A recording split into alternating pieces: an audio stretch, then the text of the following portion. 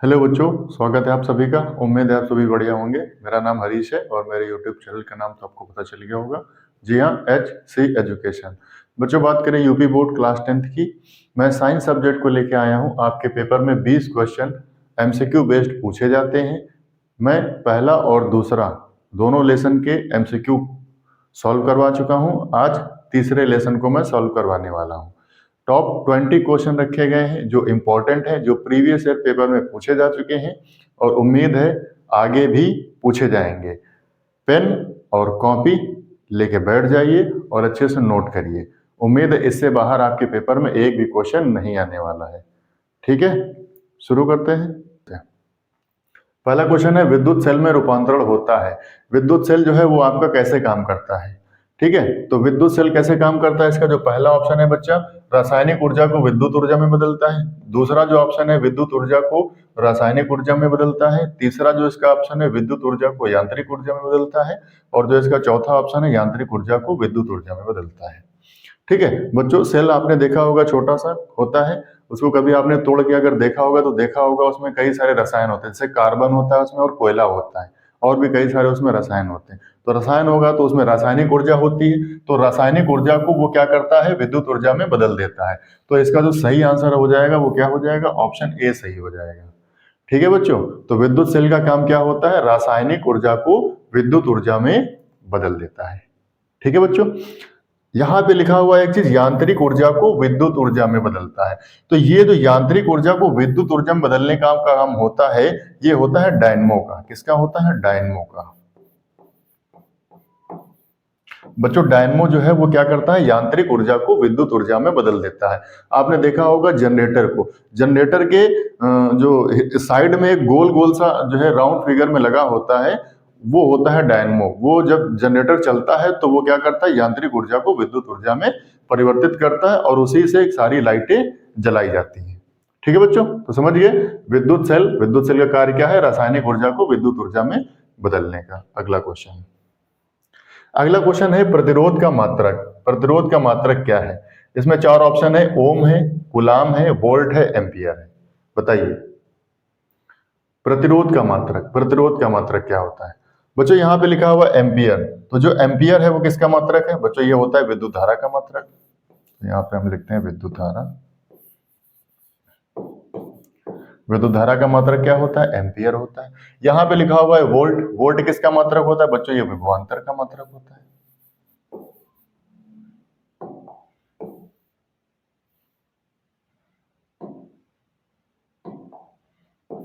विभवांतर, विभवांतर का मात्रक क्या होता है बच्चों?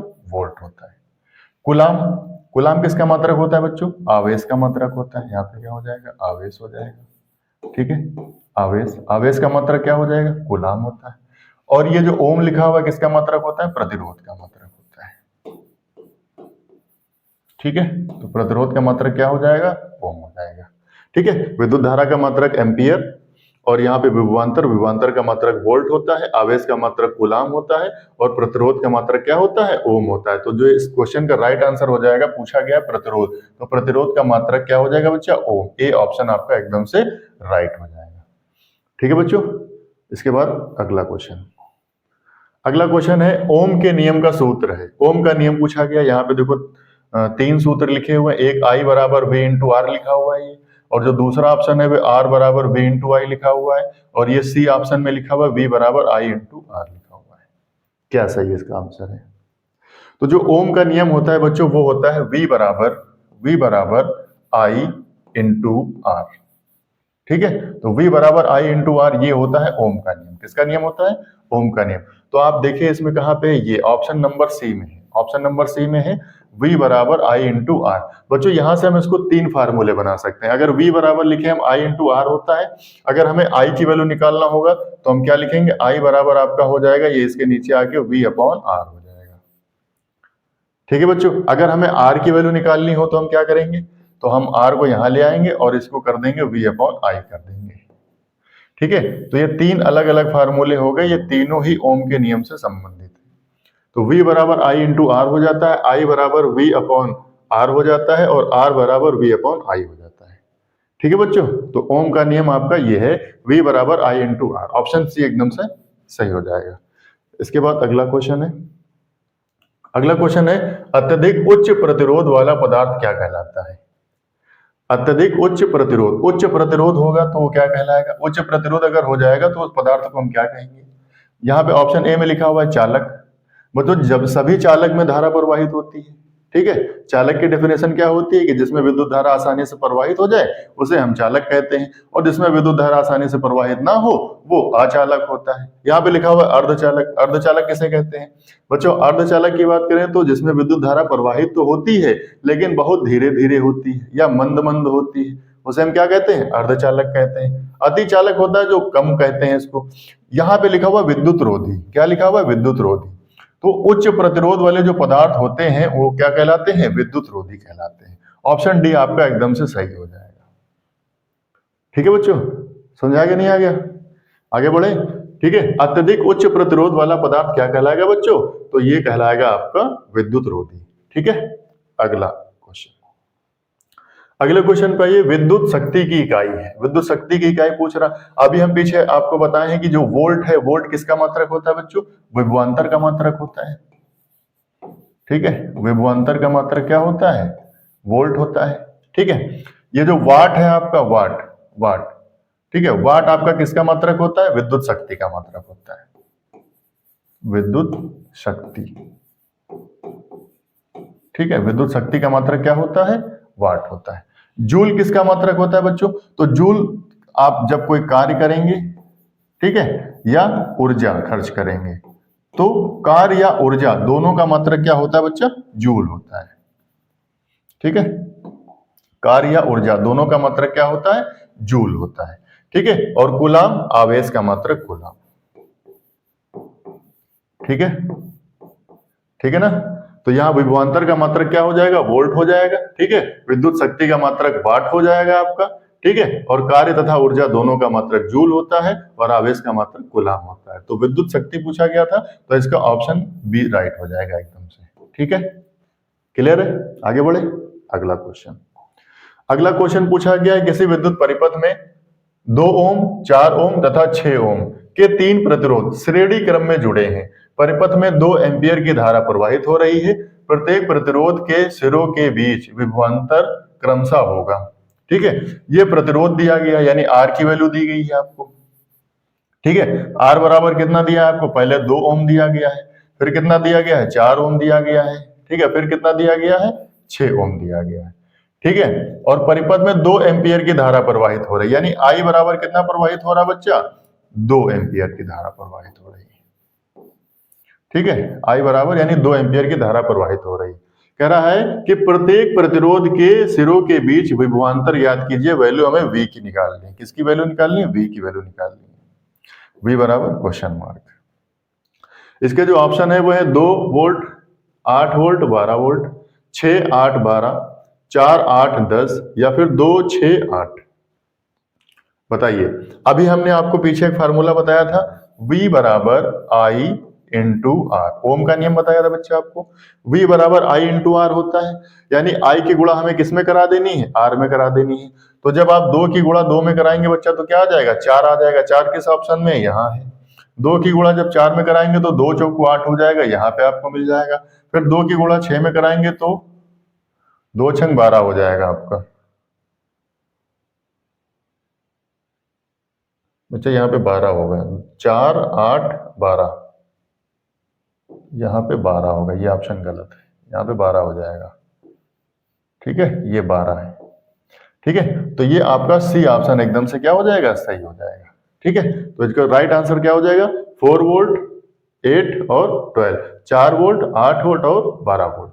ठीक है, इसके बाद आगे बढ़ते हैं। अगला जो क्वेश्चन है वो आपका 1 किलोवाट घंटा में जूल की संख्या होती है। 1 किलोवाट घंटा में जूल की संख्या कितनी होती है? जो पहला ऑप्शन है वो ये है 3.6 इंटू 10 की पावर 3। दूसरा ऑप्शन है 3.5 इंटू 10 की पावर 3.6 इंटू 10 की पावर 5। जो अगला है ऑप्शन वो 3.6 इंटू 10 की पावर 4, और जो ऑप्शन डी है वो है 3.6 इंटू 10 की पावर 6। ठीक है, 1 किलोवाट घंटा में जूल की संख्या पूछ रहा है, तो 1 किलोवाट घंटा में जो जूल संख्या होती है वो होती है 3.6 इंटू 10⁶ जूल। ठीक है, 1 किलोवाट घंटा में जूल की संख्या कितनी होती है? 3.6 गुणे 10⁶ जूल। ठीक है, आगे बढ़ते हैं। अगला जो आपका क्वेश्चन है, कह रहा एक अश्व शक्ति, 1 हॉर्स पावर, इसे कहते हैं हॉर्स पावर। क्या कहते हैं? Horse power. तो 1 अश्व शक्ति बराबर कितने वाट होते हैं? कितने वाट होते हैं? इसका जो पहला ऑप्शन है 726, 736, 746 और 756। बताइए बच्चों, क्या होगा इसका राइट आंसर? तो इसका जो राइट आंसर होगा वो होगा 746 वाट। 1 अश्व शक्ति बराबर कितना होता है? 746 वाट। ठीक है, ये इंडस्ट्रियल एरिया में जो है इस तरह जो विद्युत शक्ति होती है उसकी जो है नाप करी जाती है। आगे आइए, कह रहा एक विद्युत यूनिट बराबर होता है। एक विद्युत यूनिट बराबर क्या होता है? जब आप घर पे बिजली को खर्च करते हैं तो जो बिल निकाला जाता है वहां पे यूनिट में निकलता है कि आपने 100 यूनिट बिजली खर्चा करी है, आपने 50 यूनिट बिजली का जो है उपयोग किया हुआ है। ठीक है, तो वो यूनिट है, उस यूनिट को हम क्या करते हैं, किस में कहते हैं? तो वो जो यूनिट होता है आपका वो किसके बराबर होता है? विद्युत यूनिट होता है आपका किलोवाट घंटा के बराबर। यानी अगर 1 यूनिट आपने बिजली खर्चा करी है, 1 यूनिट अगर आपने बिजली को खर्च किया है तो वो किसके बराबर होगी? 1 किलोवाट घंटा के बराबर होगी। ठीक है, 1 यूनिट बराबर क्या होगा? 1 किलोवाट घंटा। ठीक है, समझ गया नहीं? आगे बढ़ते हैं। अगला क्वेश्चन है ताप बढ़ाने पर किसी चालक का वैद्युत प्रतिरोध। ताप बढ़ाओगे तो वैद्युत प्रतिरोध बढ़ेगा, क्या होगा? अपरिवर्तित रहेगा। फिर क्या है? घटता है। फिर क्या है? बढ़ता है। फिर लिखा हुआ है कभी बढ़ता है कभी घटता है। तो अगर मान लो हम ताप बढ़ा दें तो वैद्युत का प्रतिरोध क्या होगा? उसमें जो आपका चालक होगा वो उसमें क्या अंतर आएगा? प्रतिरोध घट जाएगा या बढ़ जाएगा, या पहले बढ़ेगा फिर कम हो जाएगा? क्या होगा बताइए? तो बच्चों ये एलिमेंट जो तुम्हारे चालक होते हैं, चालक की डेफिनेशन मैंने अभी बताई थी कि इसमें विद्युत धारा आसानी से प्रवाहित हो जाती है। ठीक है, तो विद्युत धारा प्रवाहित हो जाएगी, अगर हम ताप बढ़ाएंगे तो प्रतिरोध भी क्या होगा बच्चा? बढ़ जाएगा। तो इसका ऑप्शन सी एकदम से सही हो जाएगा। ठीक है, तो ताप बढ़ाने पे जो है किसी चालक का वैद्युत प्रतिरोध क्या होगा? बढ़ जाता है। ठीक है, क्लियर है? आगे बढ़े। अगला जो आपका क्वेश्चन है वो है हीटर का तार बना होता है। हीटर का तार किससे बना होता है बच्चा? पहला जो ऑप्शन है तांबे का, दूसरा ऑप्शन है पीतल का, तीसरा ऑप्शन है नाइक्रोम का और चौथा ऑप्शन है लोहे का। किसका बना होता है बताइए? हीटर ठंडी शुरू हो रही है, ठीक है, हीटर का उपयोग करेंगे सब लोग। ठीक है, तो जो हीटर का तार होता है वो बच्चों किसका बना होता है? नाइक्रोम का बना होता है। किसका बना होता है? नाइक्रोम का बना होता है। नाइक्रोम का ही क्यों बना होता है? तांबे या पीतल का क्यों नहीं बना होता है? ठीक है, क्यों? इसकी एक क्वालिटी होती है, जो नाइक्रोम होता है इसका जो गलनांक होता है वो उच्च होता है। क्या होता है? उच्च गलनांक होता है। ठीक है, हीटर का जो तार बना होता है वो किसका बना होता है? नाइक्रोम का। बच्चों एक और क्वेश्चन पूछा जाता है, बल्ब पूछा जाएगा। बल्ब का जो फिलामेंट होता है, बल्ब का फिलामेंट वो किस धातु का बना होता है? ये क्वेश्चन भी प्रीवियस ईयर पेपर में पूछा गया है। तो बल्ब का जो फिलामेंट होता है वो बना होता है टंगस्टन धातु का। टंगस्टन किसका बना होता है? टंगस्टन का। ठीक है, हीटर का तार नाइक्रोम का बना होता है और बल्ब का फिलामेंट किसका बना होता है? टंगस्टन का बना होता है। ठीक है, क्लियर है? आगे बढ़े। अगला क्वेश्चन है एक विद्युत बल्ब पर 12 वोल्ट या 30 वाट लिखा है, इसमें प्रवाहित होने वाली धारा है। बताइए, धारा का मान निकालना है, आई बराबर निकालना है। आई बराबर निकालना है। क्या हो जाएगा? पहला ऑप्शन क्या है? 0.4 एम्पियर, फिर है 2.5 एम्पियर, फिर है 12 एम्पियर और फिर क्या है? 36 एम्पियर। कैसे निकालेंगे बच्चों? ये लिखा हुआ है 12 वोल्ट, यानी विभवांतर कितना है आपका? 12 है, और उसकी शक्ति P बराबर कितना है आपका? P बराबर कितना है? 30 वाट का है। तो ये आपका क्या हो जाता है? निकालना हमें क्या है? धारा निकालना है। क्या निकालना है? धारा निकालना है। तो धारा निकालने के लिए क्या हो जाएगा? W/P हो जाएगा। क्या हो जाएगा आपका? W की वैल्यू रखेंगे यहाँ पे, क्या हो जाएगा आपका? 30, और P की वैल्यू कितनी रखेंगे? 12। ठीक है, इसको भाग करेंगे तो कितना आ जाएगा? 12 दूना 24, 0.6, 12 पंजे 60, 2.5 एम्पियर। ठीक है, I बराबर कितना आ गया 2.5 एम्पियर। ऑप्शन बी इसका एकदम से राइट सही हो जाएगा। ठीक है, 12 वोल्ट या 30 वाट लिखा है तो इसमें धारा कितनी प्रवाहित होगी? 2.5 एम्पियर की धारा इसमें प्रवाहित होगी। ठीक है, क्लियर है, आगे बढ़े। अगला आपका क्वेश्चन है, एक विद्युत हीटर की सामर्थ्य 0.5 किलोवाट, ये देखिए 0.5 किलोवाट है, इसे 20 मिनट तक उपयोग में लाया गया है, उत्पन्न ऊष्मा का मान बताइए। ठीक है, एक जो आपका हीटर है वो 0.5 यानी आधा किलोवाट का है, 0.5 का मतलब आधा किलोवाट का है। ठीक है, इसे 20 मिनट तक उपयोग में लाया गया है, तो ऊष्मा कितनी उत्पन्न होगी? यहाँ पे ये नहीं पूछा गया है कि कितनी विद्युत ऊर्जा व्यय हुई है, बल्कि ये पूछा गया है कितनी ऊष्मा व्यय हुई है। ठीक है, तो ये आपका है 0.5 किलोवाट। किलोवाट से अगर हम इसको वाट में बदलेंगे तो क्या हो जाएगा? 1000 से गुणा हो जाएगा बच्चों। कितने मिनट तक उपयोग किया गया है? 20 मिनट तक उपयोग किया गया है। उपयोग 20 मिनट तक किया गया है तो इसको हम 60 से गुणा कराएंगे, क्योंकि 1 मिनट में 60 सेकंड होते हैं। ठीक है बच्चों, अब इसको सॉल्व कर लेंगे हम। जब इसको सॉल्व कर लेंगे तो राइट आंसर हमें पता चल जाएगा। ठीक है, तो यहाँ पे ये दशमलव लगा हुआ, इस दशमलव को अगर हम यहाँ से हटाएंगे तो 1 0 ये कट जाएगा आपका, गुणा करा लो, 2 छंग हो जाएगा आपका 12। ठीक है, और ये आपका यहाँ पे 5 है आगे, कितना जीरो? 1 2 3 4, 4 जीरो लगा लेंगे।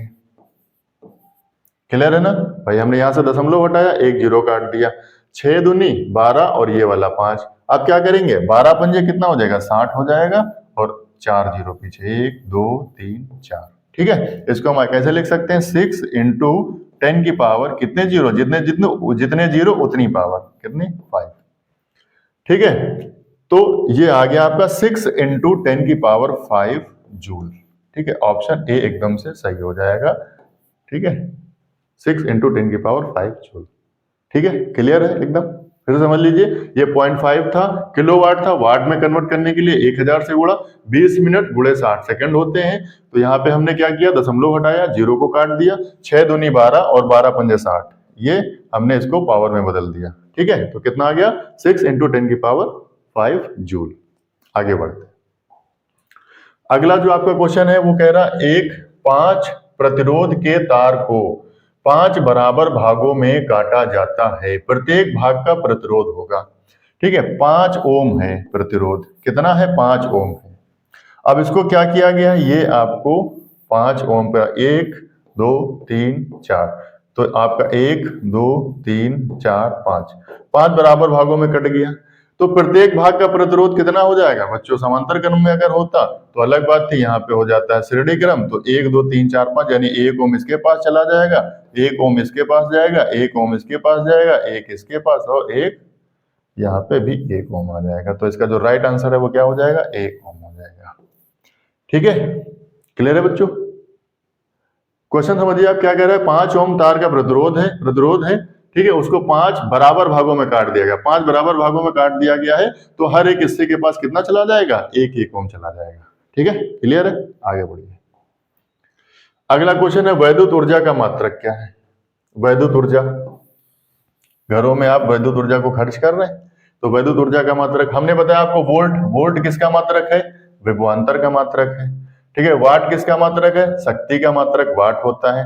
ठीक है, विद्युत ऊर्जा का मात्रक क्या होता है? किलोवाट घंटा होता है। क्या होता है? किलोवाट घंटा होता है। तो इसका जो ऑप्शन डी है वो एकदम से सही हो जाएगा। ठीक है, वैद्युत ऊर्जा का मात्रक क्या हो जाएगा? किलोवाट घंटा हो जाएगा। इसके बाद अगला क्वेश्चन कह रहा है, वैद्युत धारा को मापा जाता है। ठीक है, ये जो वैद्युत धारा है, वैद्युत धारा को किससे मापा जाता है? बात करें अगर वैद्युत धारा के मात्रक की, तो मात्रक तो उसका एम्पियर होता है, लेकिन उसे मापा किससे जाता है? किससे मापा जाता है? कुलाम, फिर ऑप्शन है एमीटर द्वारा, फिर है धारा मापी द्वारा, या फिर वैद्युत जनित्र द्वारा। बताइए, वैद्युत धारा को किससे मापा जाता है? जो इसका राइट आंसर है वो ऑप्शन बी हो जाएगा, एमीटर द्वारा। क्या हो जाएगा? एमीटर द्वारा। कुलाम आवेश का मात्रक होता है, वैद्युत जनित्र के बारे में भी हम बात कर चुके हैं, तो जो इसका राइट आंसर है वो क्या हो जाएगा? ऑप्शन बी, एमीटर द्वारा वैद्युत धारा को मापा जाता है। अगला क्वेश्चन है, एम्पियर सेकंड किसका मात्रक है? ये प्रीवियस ईयर पेपर में पूछा गया है, कई बार और भी पूछा जा चुका है। एम्पियर सेकंड किसका मात्रक है? विद्युत ऊर्जा का मात्रक है क्या? आवेश का मात्रक है क्या? विद्युत धारा का मात्रक या फिर विद्युत वाहक बल का। तो विद्युत धारा का मात्रक तो आपको सबको पता ही चल गया, एम्पियर होता है। आवेश का मात्रक कूलाम होता है, ठीक है। हाँ, यहां पे बात करें आवेश, तो आवेश का एक मात्रक तुम्हारा कूलाम होता है। क्या होता है? कूलाम होता है। लेकिन जो इसका दूसरा एक मात्रक होता है वो यही होता है एम्पियर सेकेंड। तो आवेश का जो दूसरा मात्रक होता है वो होता है एम्पियर सेकेंड। क्या होता है? एम्पियर सेकेंड, ठीक है। तो इसका जो राइट आंसर हो जाएगा क्वेश्चन नंबर 17 का, एम्पियर सेकेंड किसका मात्रक है? आवेश का, ठीक है। ऑप्शन बी एकदम से सही हो जाएगा। अगले क्वेश्चन पे आइए। अगला क्वेश्चन है, किसी चालक तार में विद्युत धारा प्रवाह होता है, ठीक है। चालक तार है। चालक तार क्या होता है? चालक वही होते हैं जिसमें विद्युत धारा आसानी से प्रवाहित हो जाएगी। तो तार है तो उसमें विद्युत धारा प्रवाहित हो ही रही होगी, ठीक है। लेकिन धारा का जो प्रवाह होता है वो किसके द्वारा होता है? क्या इलेक्ट्रॉनों द्वारा होता है, या फिर प्रोटॉनों द्वारा होता है, आयनों द्वारा होता है, या फिर न्यूट्रॉनों के द्वारा होता है? किसके द्वारा होता है? बताइए बच्चों, किसके द्वारा होता है? तो जो धारा का प्रवाह होता है वो होता है इलेक्ट्रॉनों द्वारा। किससे होता है? इलेक्ट्रॉनों के द्वारा होता है। तो इस क्वेश्चन का जो राइट आंसर है वो ऑप्शन ए हो जाएगा, ठीक है। विद्युत धारा का प्रवाह किससे होता है? इलेक्ट्रॉनों द्वारा होता है, ठीक है। आगे बढ़े, अगला क्वेश्चन। अगला क्वेश्चन है, एक 4 ओम प्रतिरोध वाले 4 चालक तारों को समांतर क्रम में जोड़ने पर तुल्य प्रतिरोध होगा। बच्चों, 2 क्रम आपके होते हैं यहाँ पे।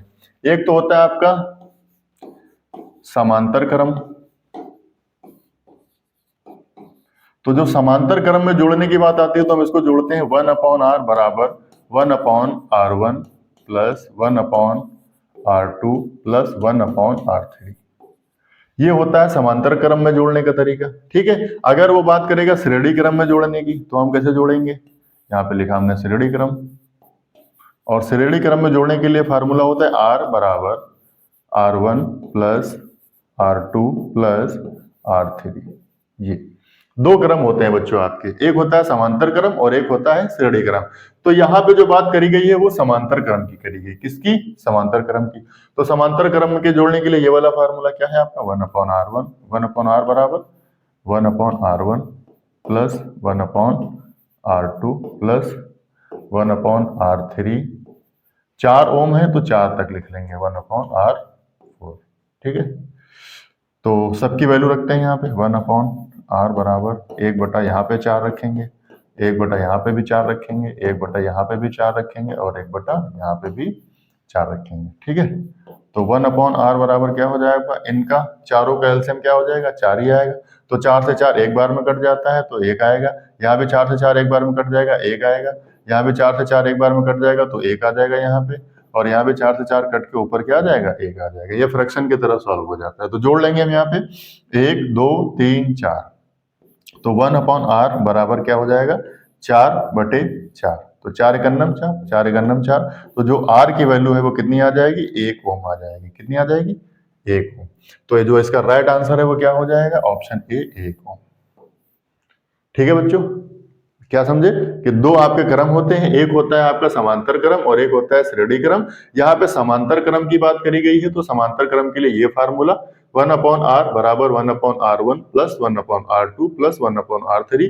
4 थे तो हम 4 लिख लेंगे, आगे अगर जाएगा तो आगे भी बढ़ाते इसी तरह चले जाएंगे, ठीक है। तो जो इस क्वेश्चन का राइट आंसर है वो क्या है? ऑप्शन ए, 1 ओम। ठीक है, क्लियर है? आगे बढ़ते हैं। अगला जो आपका क्वेश्चन है, यांत्रिक ऊर्जा को विद्युत ऊर्जा में कौन रूपांतरित करता है? क्या धारामापी है, क्या डायनमो है, क्या जनित्र है, या फिर वोल्टमीटर है? बच्चों, पहले या फिर दूसरे क्वेश्चन में मैं आपको इस क्वेश्चन के बारे में पहले ही बता चुका हूं। ये कह रहा है यांत्रिक ऊर्जा जो यंत्रों द्वारा उत्पन्न होती है उसको किसमें बदल रहा है? विद्युत ऊर्जा में बदल रहा है। तो यांत्रिक ऊर्जा को विद्युत ऊर्जा में रूपांतरित करने का जो काम होता है वो किसका होता है बच्चों? डायनमो का होता है। किसका होता है?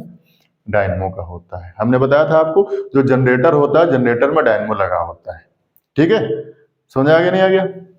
तो ऑप्शन जो ये 20 नंबर क्वेश्चन है, इसका जो राइट ऑप्शन है वो क्या है? ऑप्शन बी, यांत्रिक ऊर्जा को विद्युत ऊर्जा में रूपांतरित करता है कौन? डायनमो। ठीक है बच्चों, तो ये आपके 20 क्वेश्चन यहाँ पे सॉल्व हो चुके हैं पूरे। उम्मीद है आप सभी को समझ आए होंगे। और इन सभी क्वेश्चन को आप बढ़िया से कॉपी पे लिख लीजिए और टाइम टू टाइम रिवाइज करिए। ठीक है, उम्मीद है इससे बाहर आपके पेपर में एक भी क्वेश्चन नहीं आने वाला है। कहीं भी भटकने की जरूरत नहीं है, प्रॉपर नोट्स बनाइए और परीक्षा में सब यहीं से आने वाला है, इससे बाहर कुछ नहीं आने वाला। इससे पहले भी मेरे 2 वीडियो आ चुके हैं, पहले चैप्टर का और दूसरे चैप्टर का। ये आज मैंने तीसरा चैप्टर करवाया हुआ है सॉल्व। ठीक है, तो जिन लोगों ने पहले और दूसरे नहीं देखे हैं वो जाके पहला और दूसरा देख लें। बहुत ज्यादा ही जो है महत्वपूर्ण सवालों को मैं यहाँ पे लाया हूँ, इंपॉर्टेंट सवाल हैं आपके। ठीक है, और आगे भी इसी तरह मिलता रहेगा। अभी फिजिक्स का एक और लेसन आने वाला है, इसके बाद आपको बायोलॉजी का सोल्यूशन मिलेगा और उसके बाद केमिस्ट्री का सोल्यूशन मिलने वाला है। ठीक है, तो चैनल को सब्सक्राइब करो, लाइक करो, कमेंट करो और अपने दोस्तों में शेयर करो। ठीक है, बहुत बहुत धन्यवाद। जय हिंद।